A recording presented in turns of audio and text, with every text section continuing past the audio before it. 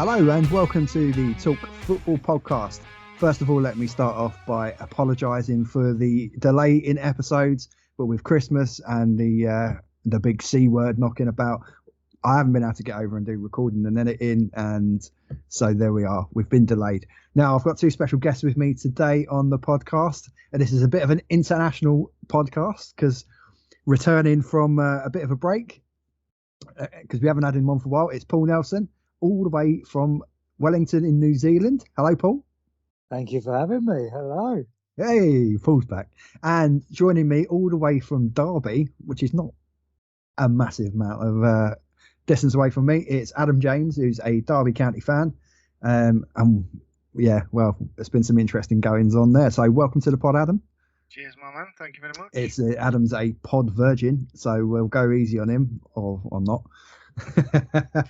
So we've got we haven't got like a one major general topic that we're going to cover today, so it's just going to be like a bit of a general football chat between three football loving mates. And but we are going to touch on our individual clubs. So obviously Paul with Spurs, Adam with Derby, and myself with Chelsea. So we will have a little ramble about our own clubs and cover our other various topics, including our first topic we're going to kick off with, which is transfers, which is, I suppose, on trend, bearing in mind, transfer window is open. Two particular transfers that have happened in the last 24 hours being Kieran Trippier to Newcastle, £12 million, and Felipe Coutinho to Aston Villa, which is an initial £4.5 million loan fee with potential for a £33 million transfer at the end of the loan, should it go well. So we'll get your thoughts on that, gentlemen. What do you think? Bargain, I think that is. Because if it doesn't work out, to me, £4 million loan fee. Send him back to Barca. Yeah, send him back. Not doing very well, not performing, not playing at his best, which we know he's a good player. Yeah. But at Aston Villa, it can be a different story. Well, it's been a tough couple of years, obviously. I'm a bit surprised, Paul, that Spurs didn't throw the rat in the ring for him. Well, I'd kind of agree because as you say, was it £4 million for the loan fee, and then if it doesn't work, you send him back. And as a Spurs fan, I guess some team outside of the top three but wanting to get top four, it's slightly worrying when a team like Villa are signing quality like Coutinho. I mean, obviously, I think a lot of it you've got. Obviously, there's a lot in the fact that it's Steven Gerrard. I don't think he signs for Villa if Stevie G isn't the manager for a start. As much as they might have had aspirations of signing players of that kind of quality, I think we can all agree that doesn't happen without Stevie there. But then that's a good sign for Villa. It's a great sign for Villa. Yeah, and I mean, just on Coutinho, he's 29. He hasn't played much football in the last, say, 2.5 years. An unsuccessful loan with Bayern Munich away from Barcelona, and then say, a year and a half unsuccessfully playing at Barcelona. Probably not really through his own faults. I think it's difficult to become a star player in a team when there's already a star there, which there had been obviously in Leo Messi. Who's the best person to guide him back to football, back to playing? Well, Gerrard. I mean, and that's the reason why he's there. Yeah, 100%. Stevie G obviously knows him very well because obviously he captained Coutinho at Liverpool. So it's a signing for me. I mean, I know he's not everyone's cup of tea, but I was listening to TalkSport this morning and they had Simon Jordan on, as they do every morning with Jim White. And he said it, it's a no-brainer. I mean, and if you even get, say, 75% of the quality of the player that was at Liverpool at that time, then you're still getting a very good player. Oh, yeah, 100%. I hope he does. If you get 60%, really you're getting better than what Villa have got. Yeah, well, I mean, obviously, Buendia as a replacement for Jack Grealish probably hasn't really worked out that well, which was a bit of a punt, I suppose. 33 million on Buendia as a replacement for Jack, sort of slightly different kind of players. But I think Coutinho automatically slots in of the left side of the front three for Villa, and gives them what they lost out when they lost Jack. So it kind of makes sense to me in that. Or would you put him behind Ings and Watkins and just say do whatever you want? Well, I've got a bit of a thought on that as well, because I honestly don't think if you're going to get the best out of either Danny Ings or Watkins, I don't think they can play in the same team. Because when Ings plays, Watkins gets shoved out on sort of almost like a left forward, so you don't really get the best out of him. He doesn't generally play as a two. He kind of plays a 4-3-3 formation. But he could surprise us, and he could play. I mean, they've had Sanson playing in the central midfield area as the one that's ticking the play over, and I don't. But that's a lot of that's due to injury. But maybe Coutinho can go in there, almost play as a 10. I think if you play with a narrow three, so you've got a 10 and two strikers, you need good fullbacks, don't you? Because you need someone to give you width. Yeah. And they've got Cash, haven't they? Who's Cash on the right side. Fullback. He's had a really good season. Now an international, obviously, with Poland. He's a great player. He played at Target. Forest. I've seen him numerous times with Derby, and that cracking player. I think he's had that Championship League One grounding. So coming up, it makes you. I personally, I think it makes you a better player when you come through the leagues like that. And obviously Target on the left, who's solid anyway. Oh, Coutinho's a good passer as well. Passer the ball. So even wherever he plays, I went back and had a looked at some of his best goals for Liverpool on YouTube this morning, and some of them were just beyond ridiculous. It really were.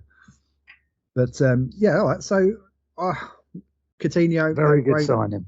No brainer. I think he just benefits them. I know they've already got a player there that I love as a midfielder anyway, and John McGinn. I think he's superb. So if you're adding that kind of quality to that, I think probably the only thing really, I suppose if we are touching on Villa, if they were going to get another signing, they probably need another centre back, because I don't think Mings is really up to it. I like Konza. I like Konza a lot, the young lad. But for me, Mings is a bit of a liability there. Who would they go for though? That's the question. That's the trouble. It's not really. There isn't many out there. Getting good quality centre halves is an issue. Certainly, obviously, Spurs have had that issue. If we're going to touch on a bit of Spurs transfer, this is another one that concerns me. What's your thoughts on Emerson Royale? Emerson Royale is excuse me. He is a very good right back. Yeah.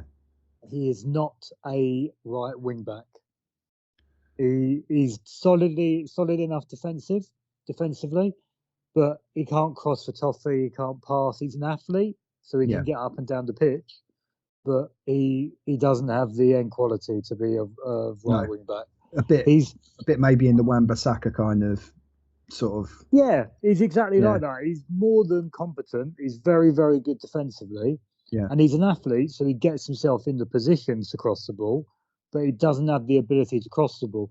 You've got to feel sorry for him a little bit, and we've done this twice on the right side of defence now. Yeah. So he signed under Nuno to be a right back, and now we switch to a three at the back, and he's got to be a wing back. And it's very unlikely Conte switches away from that, because that's kind of Conte's thing. And we did something similar with Doherty the season before, where we signed Doherty and Mourinho was going to play a lopsided defence. So Davies would tuck in and in effect almost be a three at the back, and then allow Doherty to roam almost like a right wing back. And then Reguilon became available, and we signed Reguilon, and then Reguilon became the attacking threat of the fullbacks. Yeah. I personally think with not Reguilon, with our friend Royale, as it should be said. I think he'd do a very good job to what Davies is doing at the moment. Yes. And play as a right-sided centre half. He's a big fella. He's physical. He's an athlete.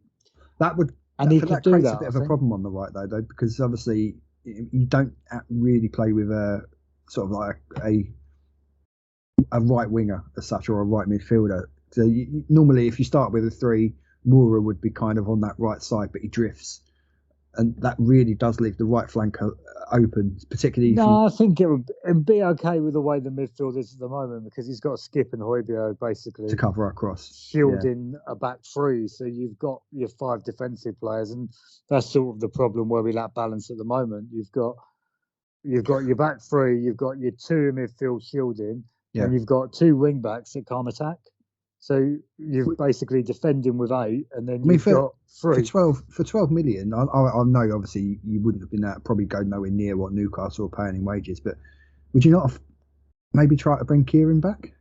I would have come from New Zealand to Spain to pick him up and drive him over to North London. He is a quality. I think so. His delivery is immense. I mean, it's amazing. I never wanted him to go.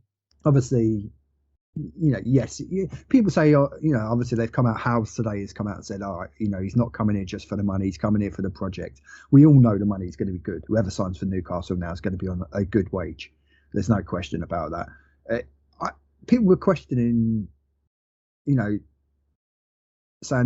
he is only going there for the money. It's not about any kind of like sporting challenge and trying to take Newcastle to where Newcastle fans want him to go to under this kind of money. I don't feel that for me. I think he's 31. I think he's probably looked at it and thought, well, I can have a payday and I could possibly be at the start of a legacy that might potentially go down in history as being we laid the building blocks for what's to come. Because if you look at him and people go, oh yeah, he's going to Newcastle, his relegation fight, he might lose his place in the England team. Have you seen how many right backs we've got? He's probably going to lose his place in the England team anyway. So I don't think he's thinking that strategically, to be honest. I think he just simply wants to go back home, wants to live in the north. He's won a title with Atletico Madrid. Yes. You get some players who just have that burning ambition to win. Yeah. Kieran Trippier probably never thought he would win a national title, a La Liga title, and he's won a championship, and be a star player. Probably never thought he'd play for England. When he was bombed out of City as a kid, and he's achieved loads, and he probably very I think underrated. Him and his family have enjoyed Spain, but he probably he wants to go home and up north, which is probably a reason why Spurs didn't try. Yeah, well, we didn't try because he's too old, but then I don't think he would have wanted to come to London anyway. There's up north, and then there's very up north, which is done.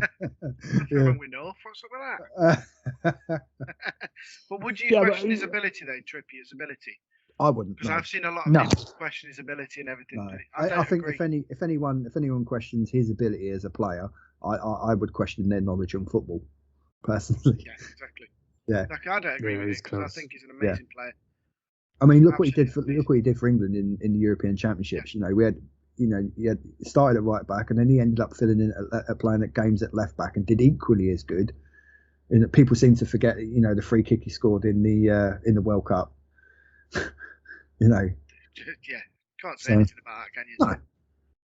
All right, so it's a bit annoying because I'd quite like Newcastle to go down, but that is a good statement quality signing means others should follow. I do think that they've saved themselves a good 20-30 million pounds just by simply switching Joe Linton into a central midfielder, and he's been a revelation since that. He's been smashing it. But that don't surprise me because I know people. He was signed for £40 million as a striker. But actually, if you go back and look at his time at Hoffenheim, he actually played midfield. He was actually, as he was coming through as a young player when he came over from Brazil, he played as a left midfielder.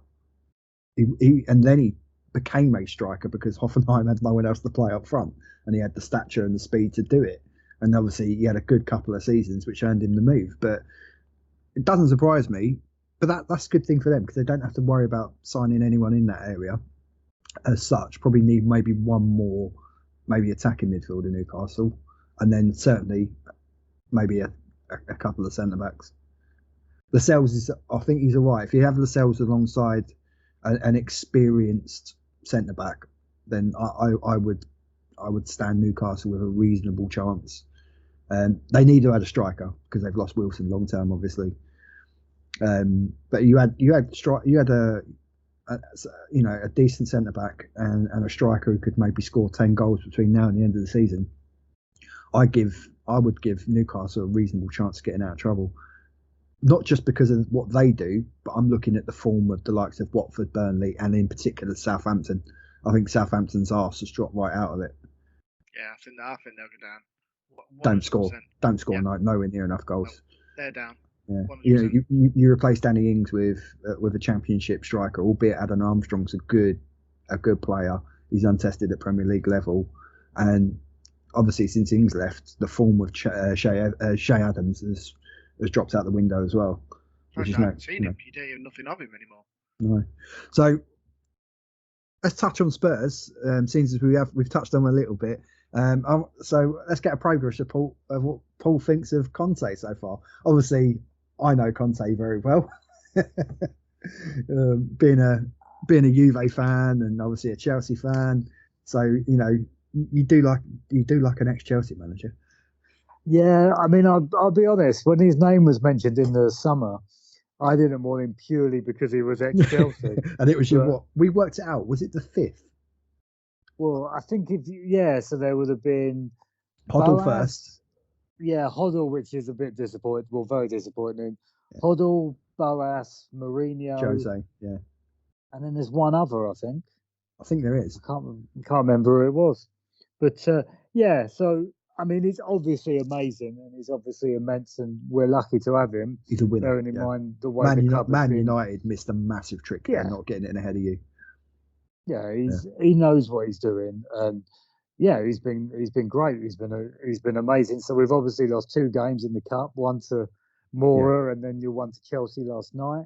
Certainly steadied the ship, that's for sure. Yeah, more than steadied the ship. I look at the league table, and I think even without signings, I expect us to finish 4th just because of him. Whereas before him, I think every Spurs fan would have just said, let's just finish 6th. Let's try that and see if we can win a cup.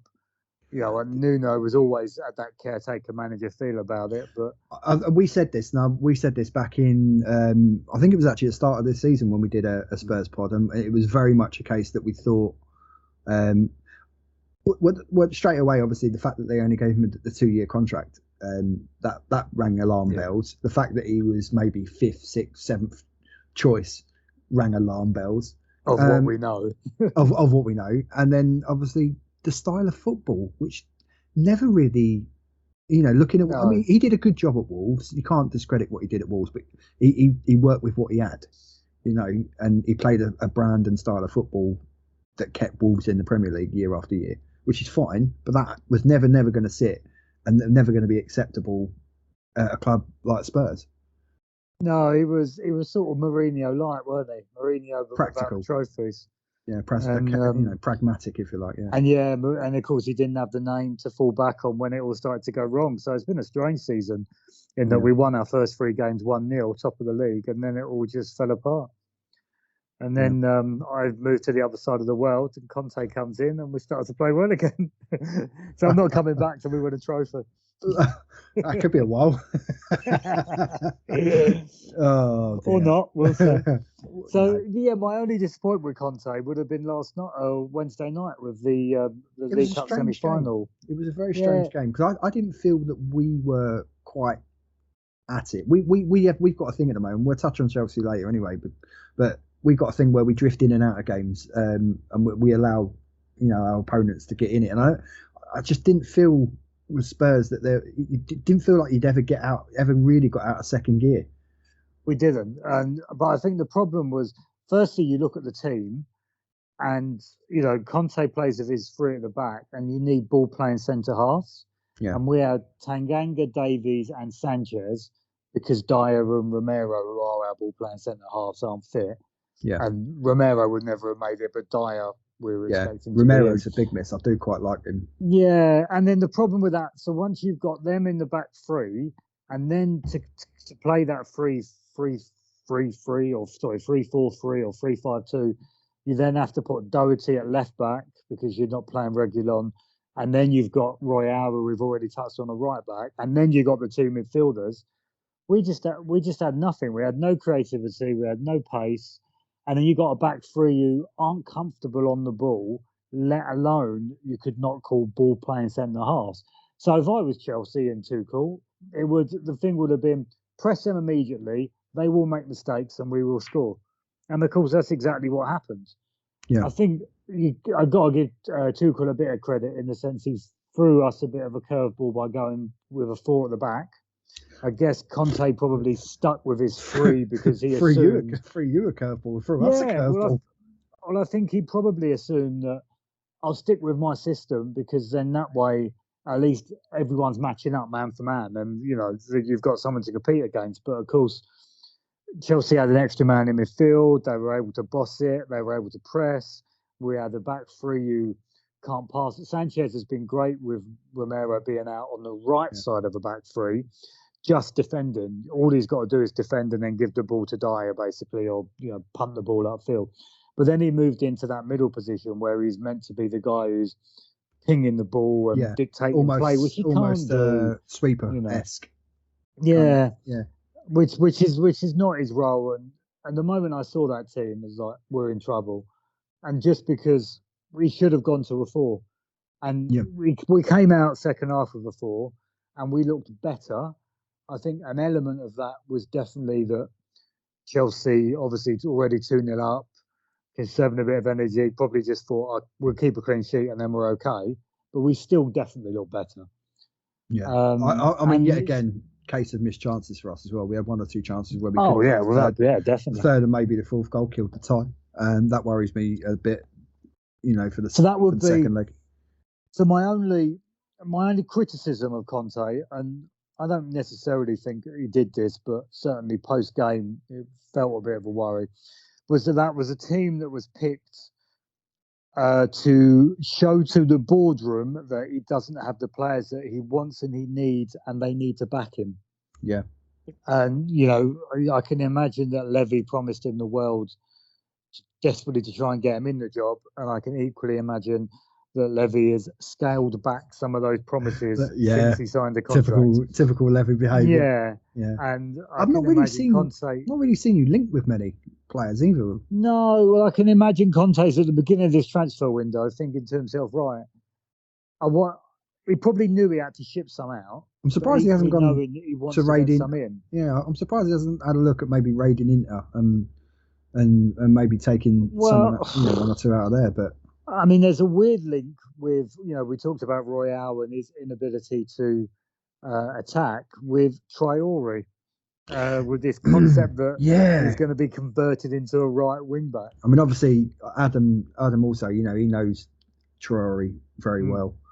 I don't know. I don't think Traore's got an end product. He hasn't. And it's a typical Tottenham signing of, we are desperate for someone on the right. We're not prepared to pay enough money to get the right person in. So we'll do a cheap deal to get someone in who is better attacking than the guy that we've got, but probably won't fulfill the role completely. No. And then going back to Trips, yes, he's 31, but he cost 12 million. Newcastle will probably pay him more wages. But he would have more than served the purpose for 18 months.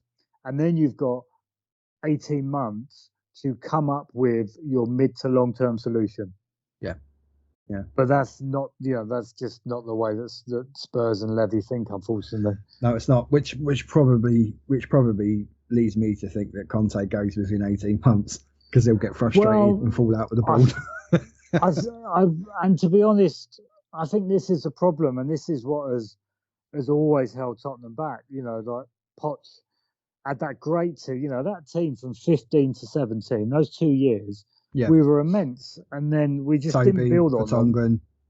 Yeah, all of them: Walker, Rose, Dembele, Dyer, Wanyama, Ericsson. The list goes on and on. It's amazing. No, you say that's an amazing team. But when you think, this is the thing, though. I mean, you'll know yourself, because you're obviously being familiar and watching football week in, week out in the Premier League. You go back that sort of like 10 years, and you'd go back and look at what Spurs had. I mean, it was frightening. It was not 10 years though. No, it's 5 years. 5 years, I suppose. It's only 5. It was after Sherwood. Wasn't it? Yeah. Much. But yeah, it was. And I still couldn't believe it when they got rid of all them. Vertonghen, what a solid defender he was. I think within. Where did he go? Was it somewhere in Belgium? No, I think he went China. China. No, he's playing in Portugal. Oh, Portugal. He plays for. Was he at Sporting? Benfica.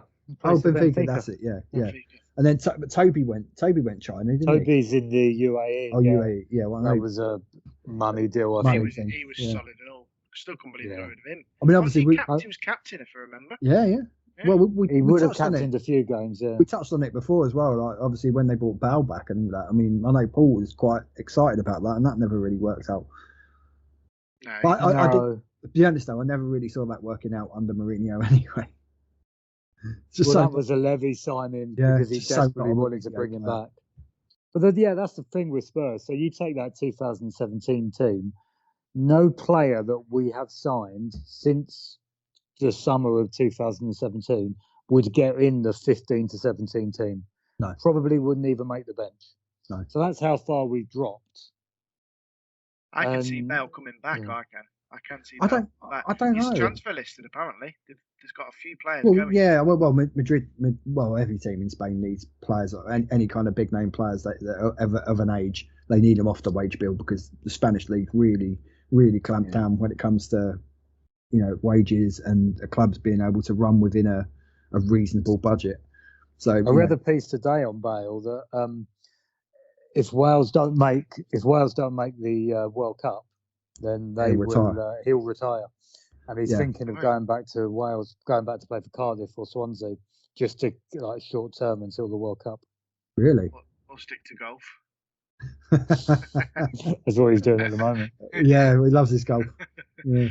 Wales, I'll never forget that with that game when they brought that flag out and it was Wales Golf Madrid, and like 3 or 4 players all around him, and any kind of like common sense would kick in, knowing all the cameras are on you, and if you've got any level of common sense, you're not getting carried away with yourself. You keep well away from the flag, and you're like, no, that's funny, but yeah, I ain't going to stand in front of it, and he's standing there like, wait, come on. The thing is, you say he could go back to Cardiff. They're on the verge of going down if they're not careful. Cardiff are. Well, Swansea had a bit of a... Because obviously I had James on the last episode talking about Cardiff, and it was on the back of them pulling off that amazing 3-3 draw, being 3-0 down, score 3 goals in 5 minutes. But Cardiff are a funny team. I mean, I think that obviously the owners have completely lost interest. They're not really pumping any money in. Ever since that Salah thing, isn't it? Once the parachute payments ran out, once they got relegated, the loss of interest there. Swansea, yet again, mid-table mediocrity. They're a club now that just sort of like bring up good youth players, get them to a certain level, and then try and flog them on for as much money as possible. The American backers there have really lost interest as well. So it's a funny one. I struggle to see Bale going. I can't see Bale dropping to the championship. I can't, but it's football. Nothing would surprise me. But as we're talking about the Championship, that leads us nicely in to talking about Adam's club, obviously Derby County. Blackburn, what an eventful season that's been. Wow, I mean, I don't know how much of it Paul's seen. So obviously they got the administration. So initially that cost them 12 points. So they got 12 points taken off of them. And then because of further financial irregularities, it ended up becoming 21 points. Yeah, it was not paying players again. That's what did it, and the revenue didn't help either. And they were trying to fix the revenue, trying to exacerbate what the revenue was. So they got done. So they ended up being on minus 21 points at the start of the season. And I don't know if you've seen the Championship table at all, Paul, but remarkably, we're 11 points from safety now. I have to. We could be mid-table if we didn't get the points taken off us. We would be mid-table. Well, I have to take my hats off to Rooney. One, because he was lied to Mel Morris. Mel Morris lied to Rooney and said that they were going to do this. He had people coming into the club to invest. There'd be transfer funds available. Yep. It all ended up that being a load of shit.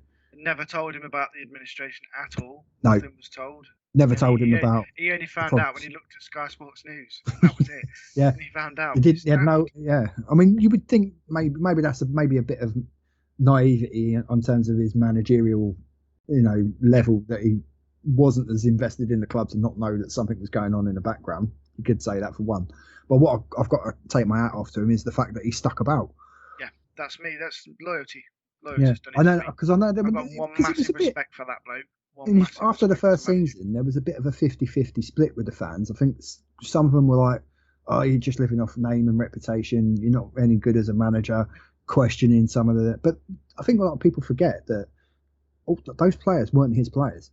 They were players that he'd inherited and that he was trying to put a way of playing in and to try and achieve some results. But he didn't have signings. And then, of course, the transfer embargoes came in and he couldn't make signings other than loans or free agents, which is still the current state. It's like the likes of Lawrence in that they didn't like him at all. They didn't like the way Rooney worked. But Now look at them now. The past 3 games. Well, it's 3 wins on a spin. The best I have ever seen them play. Yeah, and I tell you what, Curtis Davis, as a defender, is a solid defender. Well, and Jack Yelker at his age as well at the back. Yeah.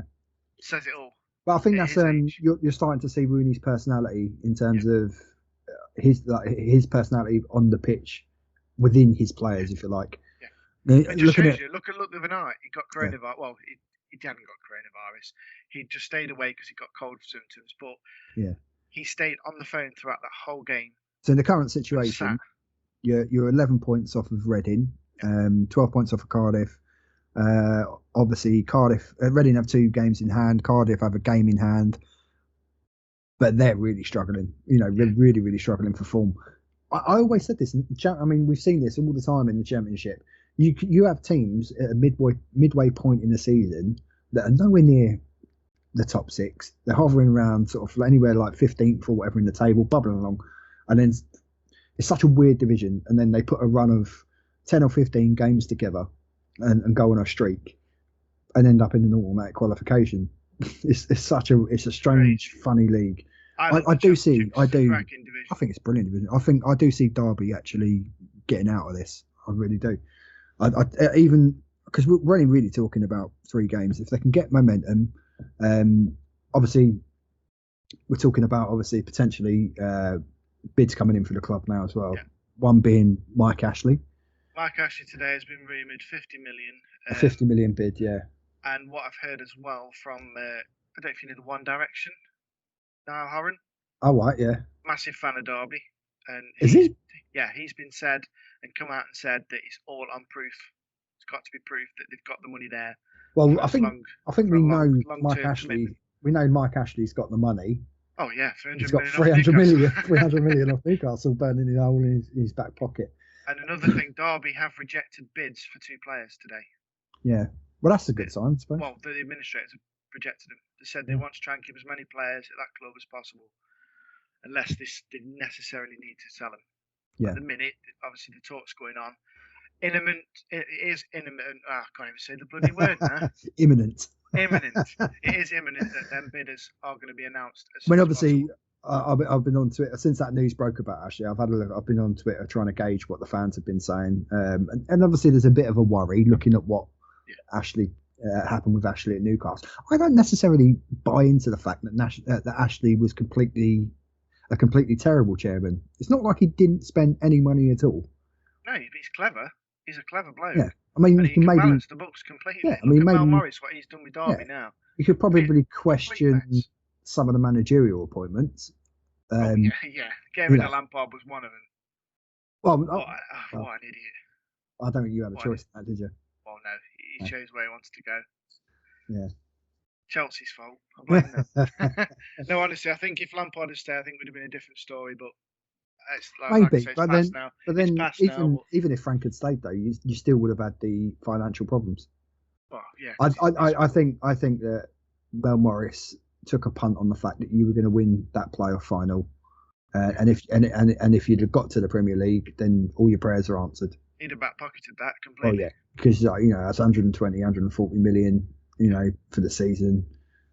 I just don't understand how a chairman can get himself in that much of a mess. Well, 30 million owed to HMRC. Yeah. And then can't pay your players. I mean, I sell the stadium and get money from the stadium. I went up to Derby a few months ago, Paul. I don't know if you saw the pictures. I put the pictures up on Instagram and whatnot.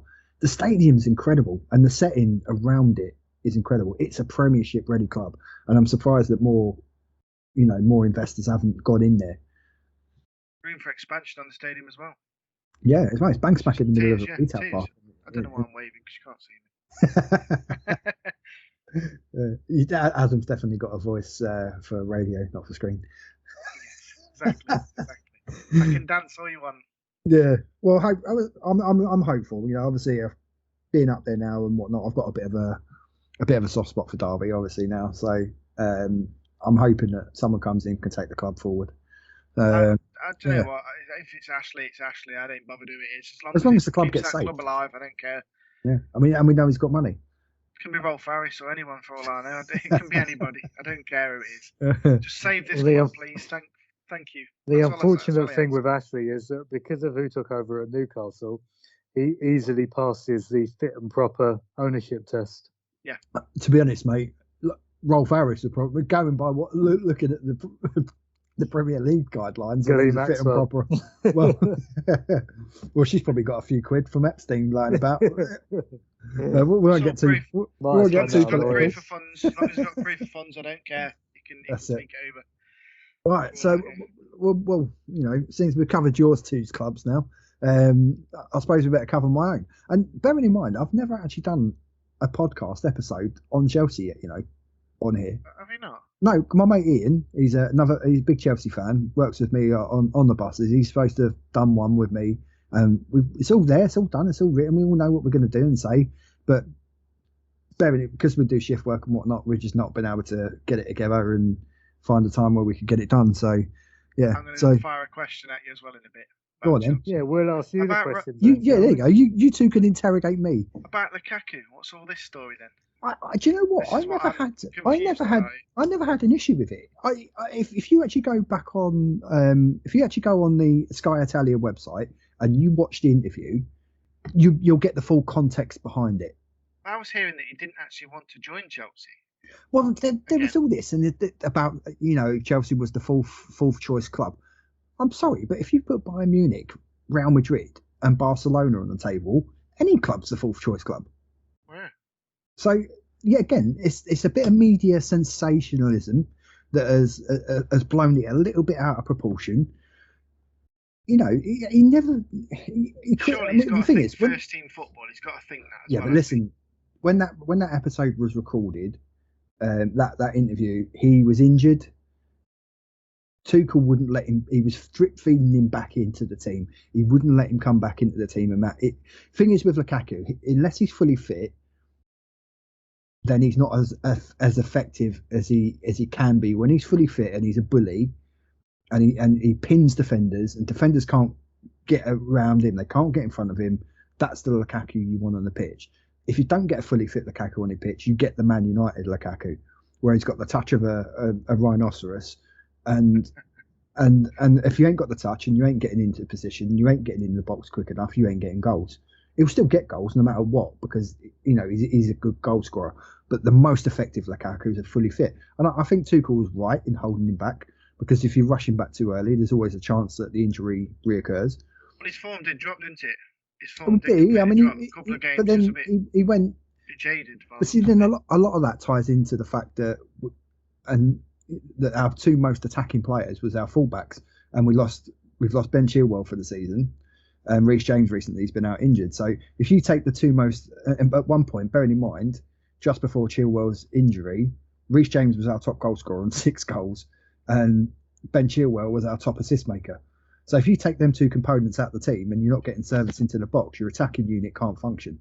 So that's been a massive issue for us. So I'm dreading to think what Paul's going to ask me. Spurs fans. I was just going to say on Lukaku, he does have a bit of a habit of it. He did the same at Everton. He did the same at United. He did it at Inter to get the move ultimately. Yeah.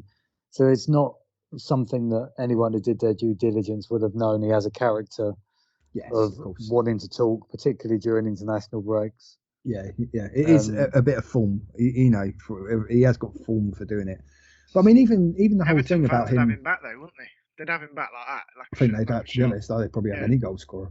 But I mean, on the thing about the return to Inter thing, he weren't saying I want to go now. He's saying I want to go back there and do it again for them before I get to an age where I can't. So, if he sees out the 5 years of his Chelsea contract, he'd only be 32, 33. And going back to Italy at that age, I mean, you've got a 40-year-old in Zlatan Ibrahimovic still out there doing it and scoring goals. So the quality in that league, he knows he could go out there at the age of that age and still be effective. So, yeah, again, that was a little bit blown out of proportion and all for me. Yeah, but we have had a dip in form recently, and a lot of that for me does go on the fact that we've lost our two first choice fullbacks. because the tactical system we play with this Gengen press that everyone fames about, that Rangnick is supposed to have invented, it does require your fullbacks to be athletic up and down the pitch and play high, almost as sort of outside wingers at times, almost making up like a 4 or a 5 up front, which pins the opposition fullbacks in, and it also pins any wingers they've got in, because they've got to go in there and help out the defence. So if you take that out of your team, I think you're going to struggle for a bit of creativity. And we've been relying on players to come up with that one little magic moment. And of course, if that isn't happening, and the Kai Havertz has been a big loss for me. I think he's the one player, doesn't get the goals of a Lukaku, but I think for me, he's the link. He's the link between the functional players in midfield, and the attacking players in the Pulisic's and the Mounts or the Werners or the Lukakus. He's the one who links the play and keeps everything fluid for me, like that proper playmaker. So what would be your half-term report then, if you were reviewing the season so far? What mark? Missed opportunity. Would you be giving out, Mr. Hodge? If I was marking Tuchel as a manager, I'm saying an 8, because I think a lot of it's been a little bit out of his control. If I'm marking the team, I think there's quite a few in the attacking areas that can really do with pulling their weight a bit more, and showing that if they really want to be part of this squad, then they need to get their head down and start producing. And I'm aiming that squarely at people like Callum Hudson-Odoi and Hakim Ziyech. Now, bear in mind, Hakim Ziyech's form has been that bad; he's not even been picked for Morocco for the African Nations. No. So is that a C plus, B minus? I'd give it a B plus at the moment, because we're not really. Listen, on current form, no one lives with City. They're the way they're playing at the moment, and the way, without a recognised forward as such. I know that they've got Jesus and whatnot, who he is sort of a number 9, but not quite. But he's been shunted to the right to create space for a false 9 to play. To do what they've done without missing out on Kane in the summer, to go on and dominate and be 11 points clear at this point of the season, I think that's phenomenal. And I don't really think anyone lives with that necessarily. So what are your expectations for now until the end of the year then? What are you expecting? I think we need to consolidate third, and obviously the aim is to try and close the gap to City, but we do have to be mindful that there are teams behind us that we cannot be complacent, because West Ham are still in there, hovering about. Spurs are 1 or 2 players away from making a real charge, and even with, like you say, even with the squad that they've got, they could still put a run of results together. Arsenal's form under Arteta recently, since he ousted and shunted Aubameyang off, has been phenomenal. So I think you have to worry about them. So I don't necessarily think we have to think, let's just make sure top 4. I think we really need to consolidate and pull away from that pack that's chasing fourth, because we can't afford to get dragged into a position where we're fighting to stay in the top 4. And if we're not careful, and we've lost 11 points from winning positions this season, and but our chance creation is unbelievable. We just don't take them. We don't take them. That's the thing in football. You can't take your chances, otherwise you don't win the game. You don't, no, and you get what you deserve. And if you don't do that, then you put pressure on your defence. Because if you're not blowing teams away and pinning them back and scoring goals, then you'll get periods of the game where they get to have a pop at your defence. And if you're not solid, and we've had 1 or 2 players out at the back as well. Christensen's been out for a while. Yeah. I've got a question. Thoughts on Mendy, goalkeeper? Love him. He's had a little bit of a rocky period recently, but yet again, I put a lot of that down to. He's only young, isn't he? No, he's 28. Is he not? Yeah. He's an experienced goalkeeper. It was only 3 or 4 seasons ago that he was on the verge of giving up football. Really? Yeah, and then he managed to get into a team, had a couple of decent moves that got him to Rennes, and then he had a real good couple of seasons at Rennes. And I like him. I think he's been consistent. It took signing him took a lot of pressure off of Kepa, and it enabled all the noise that was around Kepa. It enabled all that noise to go away. I still think Kepa's got the potential of being. Is he still there at the club there, Kepa? Yeah. Well, he's going to be playing every week now because obviously Mendy's away at African Nations. So no, I felt sorry for Kepa because it was massive when Kepa was signed. That was a world record fee for a goalkeeper at the time.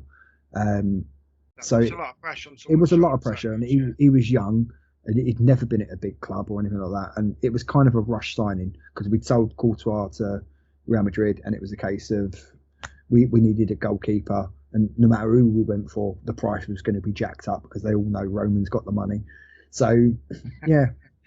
But I mean, in terms of expectations, I think we need to consolidate third, try and push Liverpool as hard as we can for the runners-up spot, get as close as we can to City.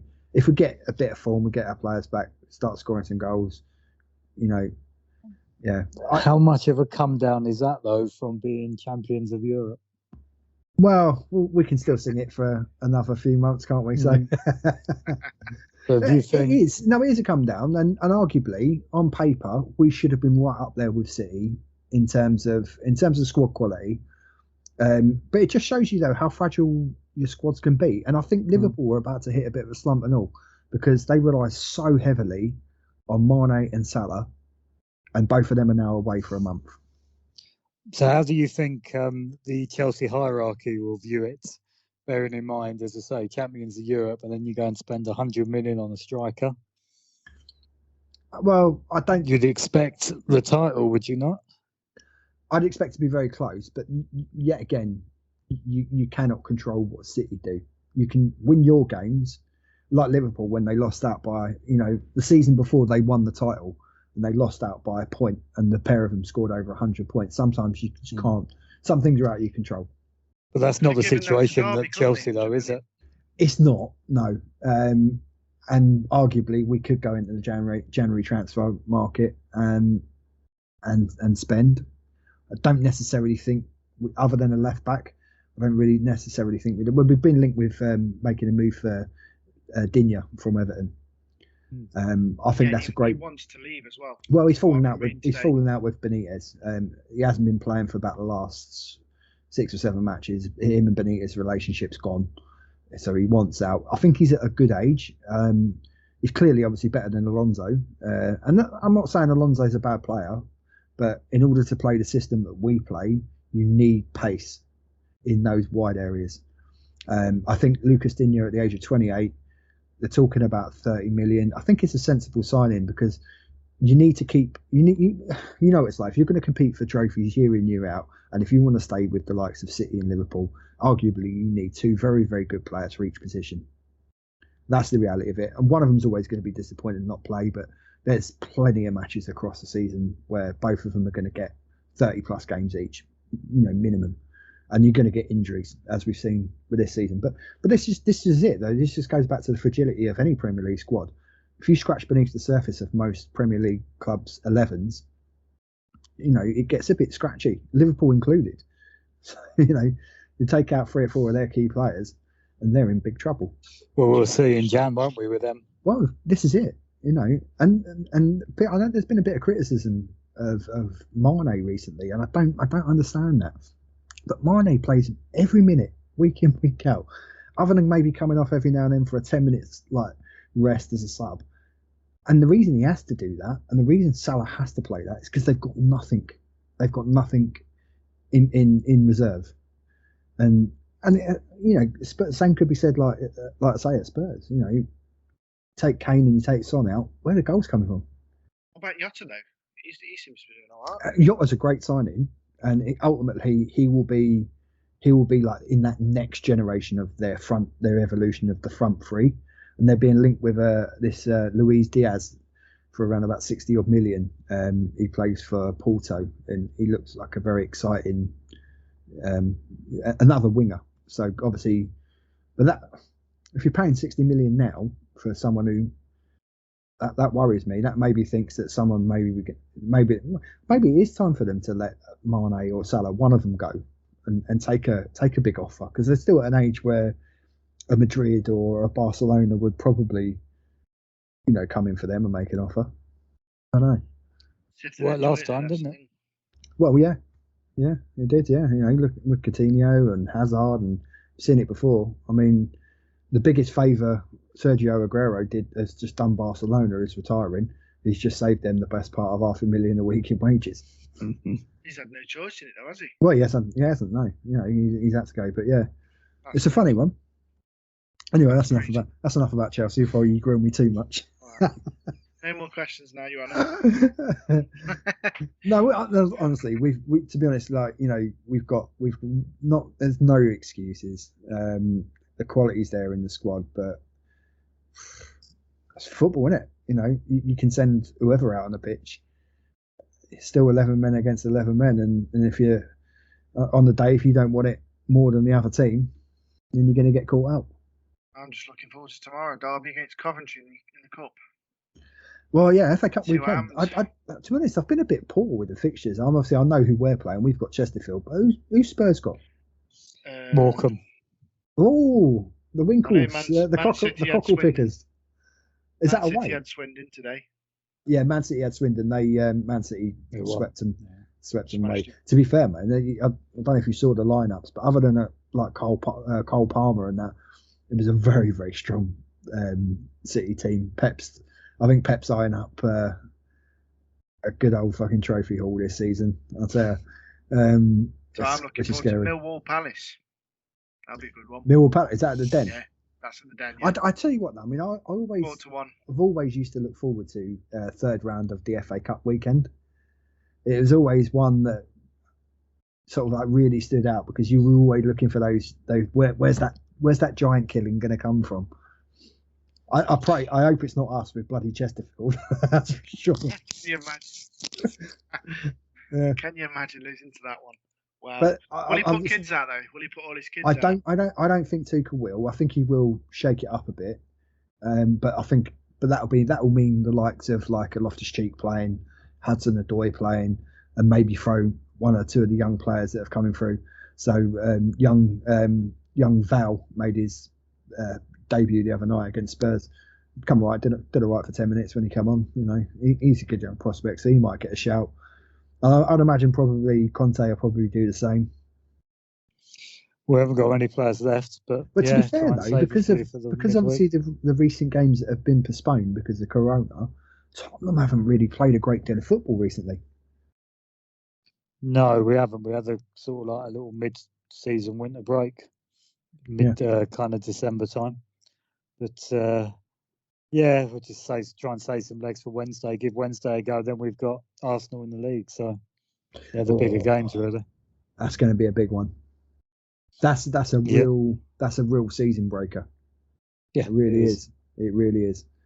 Because if Arsenal win that, I mean they really are pushing on the door of the top four. If Spurs lose it, then you're scratching around for them Europa League places again. Spurs need to be back in the Champions League for Spurs, for the sake of everything really. The money coming in, Champions League football and a new stadium. Yep. Yeah. Never know. Mike Ashley might get come in, take over Derby, bring a few players in, consolidate, get promoted next season, end up back in the Premier League, and then not spend anything. Yeah, not spend it, get relegated again. And then hover above. Story. Yeah, bring in Steve Bruce as manager and hover above the relegation zone for 4 seasons. And then sell the club. Tomorrow? I haven't. No. Cambridge. Okay. No, I'm looking. I think there's about 4 or 5 live games tomorrow. I think Paul will be soundly in bed by then because it's now. It's approaching 2 o'clock in the afternoon out there. Yeah, it is. Lovely day, 20 odd degrees here.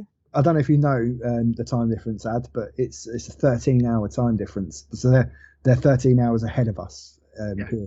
So it's been quite funny. Here before we've even had ours, don't they? Yeah. So it's like it's like a weird thing. So when Paul first moved out there, quite luckily, obviously, because the hours that I work. So like when I'm finishing at like 8:30 in the evening, Paul's kind of like getting up. So it's kind of worked well in terms of our being able to message each other and kind of get used to that. But I still forget sometimes, and I message him, and then I think, shit, I've just messaged him at like 3:00 in the morning. I hope he's got his phone on silent. It looks like he's just got up now. I bet he's having kids. I mean, obviously, one thing me and Paul talked about actually, because obviously, Paul's a Spurs season ticket holder, so he's missing out on that. But obviously, Wellington play in the Australian A-League, I believe. And how far away is the stadium from you? I suppose because Wellington's not a massive place, is it? So from me, it's it's like a 10-minute drive or a 16-minute train journey, but. Yeah. The problem because of the whole COVID stuff, they're playing in Australia at the moment. Okay, so it eliminates that. So they're not traveling. playing any games in New Zealand. Yeah, exactly. That's a bit of a shame. Because of the whole travelling to and from, and they've just had a massive COVID outbreak amongst their team, so they haven't got any games for a couple of weeks. Okay. I watch them sometimes on Sky Sports. Yeah, it's on there. I mean, I don't know. I know this is a football podcast, but obviously, being pretty big cricket fans as well, and I've not been able to watch much of the Ashes, but we've got to touch on it because Paul's out there in that end of the world. Adam's muted his mic. He's like, cricket. Have you watched any of the? Because obviously, time-wise, where you are, I've got it on the telly now. Yeah, awful. It's terrible. Yeah, they've been shockingly bad. And I can imagine there's probably quite a few Aussies in New Zealand as well. So I'd imagine that they've probably been giving it you a bit. I think the thing with Wellington over Christmas is it empties out. Everyone kind of disappears. So it's quite an empty city at the moment. So because obviously now's the summer. So this is like their August. Yeah. So everyone goes away. So it's quite quiet. It's quite quiet here at the minute. So no, I haven't really had much of that. And obviously, just touching on another little bit of sport, because I imagine it's probably a fairly big story there as well, because your COVID rules are fairly in line with Australia's as well. The whole Djokovic thing. Yeah, it's a big news story down there. I think they've done the right thing. You can't have one rule for one, and and they're saying it's a bit of a prejudice against Djokovic, but he's not the only tennis player they've actually stopped. So it's not. What other tennis players haven't even got to the point of an appeal. They haven't even been allowed in the country. Some of them haven't, because of the rules, haven't even applied. It's only because he thinks he's a special case, and he's a funny fella, isn't it? You can tell by the responses of a lot of the other tennis players that he's not particularly liked on the circuit. Almost even Nadal came out and said, "Look, you get what you deserve, don't you?" Or was it visa or something? I think so. Initially, obviously, there's a big hoo-ha in Australia because he's not vaccinated. He claims that he's not vaccinated on medical grounds, which you would say, okay, that's fair enough. If you've got a medical reason why you're not having it, I struggle to think of many reasons why, as an elite athlete, that your body wouldn't be capable of having a COVID vaccine. Exactly. Yeah, you put protein stuff in him. So yeah. So you need to put it into the context of if you're an Australian citizen and you're abroad, if you weren't double jabbed, you had no chance of getting into the country. No. Same over here. If you're, a Kiwi and you want to come home, you have to be double jabbed just to stand a chance to be part of the lottery. So for him to be able to wander in openly, not double jabbed, and think that he can play, and not only play, but however much he earns through playing in the Australian Open. I mean, I don't know. He did it last year, didn't he? He won last year when the same rules applied. This is the thing, and I think he was initially given like a dispensation pending on having the correct medical documentation to say that why he wasn't jabbed, and then he would have been allowed. But then this whole thing cropped up with the visa paperwork was incorrect in that as well. So yeah. But again, if you're an Australian citizen and you're working abroad and you want to come home for a holiday or you want to come back to live, you're not getting any exemption based on paperwork. If you're not double jabbed, they're not letting you in. Yeah. So I think it's like the Australian people that just kicked up a fuss and said, look, this ain't right. It's not fair. Yeah. Everyone knows people, or a lot of them will know people that are struggling from abroad trying to come back. A lot of the Australians that come back is actually through the New Zealand MIQ, managed immigration system, which impacted on my wife and I coming back over. So it's been tough for them, for people outside, Australians outside the country trying to get in, and it's not right that some guy who isn't double jabbed and he's able to walk in and earn. I think it's like, do they earn about £500,000 for winning the Australian Open? I think it's more than that for the men's. I think it's actually in the millions. I think it's like 1.5-2 million, something like that. Yeah. So you can understand why the public have kicked up a fuss, and they're now in this current situation. And of course, talking about travelling and whatnot, that leads us back into football and our final topic, the African Cup of Nations and the impact on our on our players having to. I mean, obviously we've lost Mendy at Chelsea. Liverpool obviously losing Mane, Salah. Has Spurs got anyone that's going out there? No, we haven't got anyone, so we're quite lucky in that sense. I think there's quite a few dotted around. The big losers, I don't think Derby have either, to be fair. No, I think Liverpool obviously the biggest. I think there's one or two others that are dotted around the Premier League that. I think Liverpool have lost Naby Keita as well. Yeah, they would have. Yeah. So it opens it up for you, I guess, but then also almost leaves it clear for City at the same time. City the title, yeah. But I want to. There's been a little bit of a hoo-ha that the African Cup of Nations isn't given the respect of other tournaments in terms of. So obviously the World Cup this year in Qatar. So when the new season starts back up in like August time or whatever, that there's going to be a break in the Premier League, and this will replicate across all of the major European leagues. So there'll be a break in November for the World Cup to take place, and yet. Every is it African nations every 2 years, isn't it? Every 2 years. Right. And yet they have to contend with the fact that their competition, which is probably up there in terms of stature and size, as big as the European Championships, if you like, is not given that same level of sort of respect. Bearing in mind the vast majority of their players probably do play in Europe. It's not, because it means that clubs who pay the players' wages lose their best players. Yeah. For potentially a month or 6 weeks, particularly when technically I think they're allowed to call their players up 2 weeks before their first game, aren't they? Yeah. And the tournament goes on for a month. So I think a lot of them go all the way. The majority of the players have been given dispensation to come late. Yeah. But then you throw that in then with the extra COVID risk as well. Yeah. You think you're Liverpool and you're paying Salah and Mane's wages. They go away for a month. You increase the risk because they're not in your bubble and you're not controlling them, that they then come back with COVID. So you lose them for another week, 10 days, 2 weeks. I mean, season could be over, can't it? Come by mid-Feb, end of March, if results don't go the right way. I mean, should the World Cup the 2022 World Cup not be given the same consideration? And maybe, I mean, obviously it's not going to be because obviously the money involved, but should that not have been taken away from Qatar and it should be given to someone who could host it in a closed season? Yeah, it should never have been given to them, but the big difference is that the season stops, doesn't it? Yeah. So you don't lose. Spurs don't lose Kane because he's playing for England and he's not playing in the North London derby. But this is what I'm saying about the African Cup of Nations, though. Should they not have done you can cram a tournament into 3 weeks if it's organised well enough. We've seen it done where you've crammed the whole back end of a season into a short space of time. So I think they probably could have done the African Cup of Nations done a 3-4 week hold on all the major leagues in Europe. It's a difficult one though, because then that comes into the whole winter break conversation, doesn't it? And then if you have a winter break, the players want the clubs want the players to be rested. Yeah. So it's never going to get respect because it's not played in the northern summer. A winter break?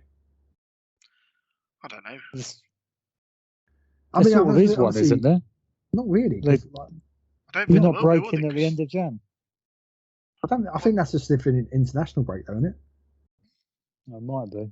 What are they doing for the World Cup then this year? So the leagues are basically all the major leagues around Europe and the world, if they're active, are going to stop in November. Oh. And then the World Cup will be played, and then the leagues will resume. So that means obviously, like for a Premier League season, I would imagine the Premier League season is going to finish a lot further in, probably closer to the end of June. Yeah, which is because obviously it normally finishes around the second week of May. To me, it's going to put a lot of strain on players. This is massive. Especially, I think a lot of strain on everything. Particularly look at all these people with the heart stuff now. Yeah, particularly with the not even so much that, but just even the pandemic.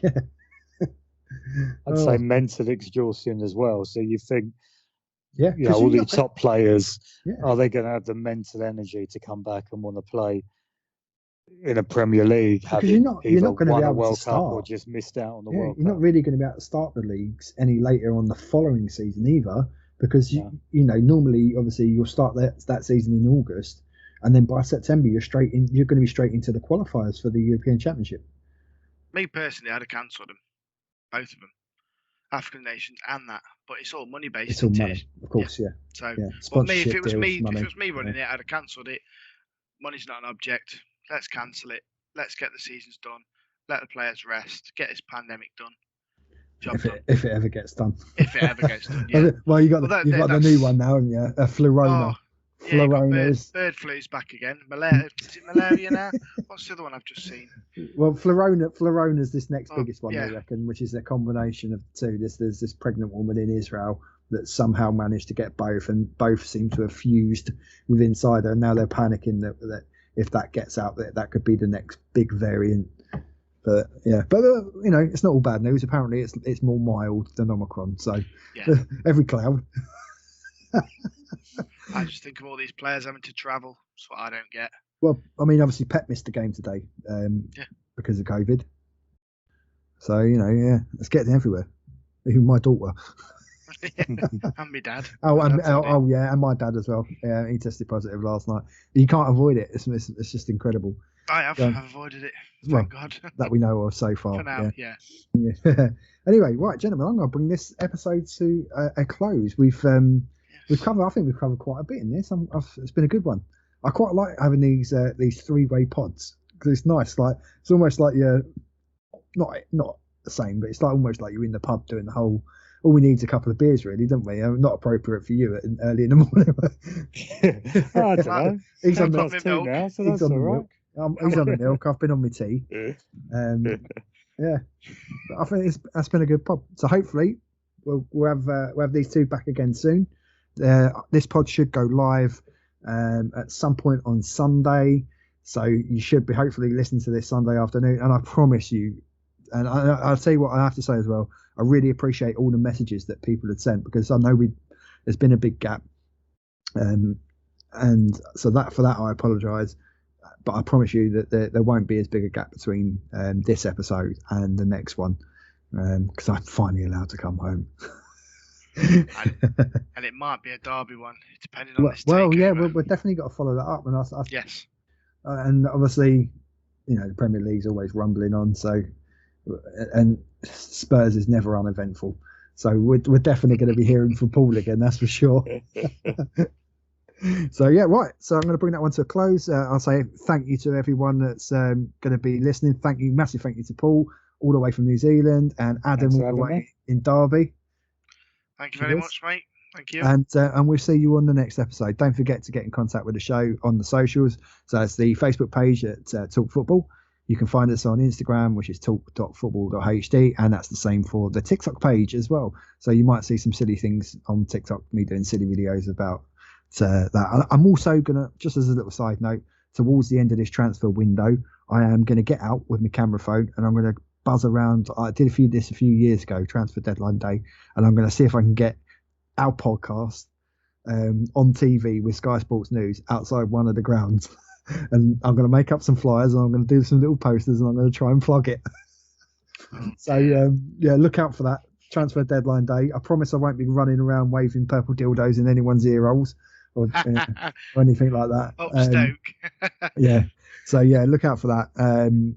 And obviously you can email me at if you want to ask any questions about your clubs or anything to do with football, alan9hodge@gmail.com.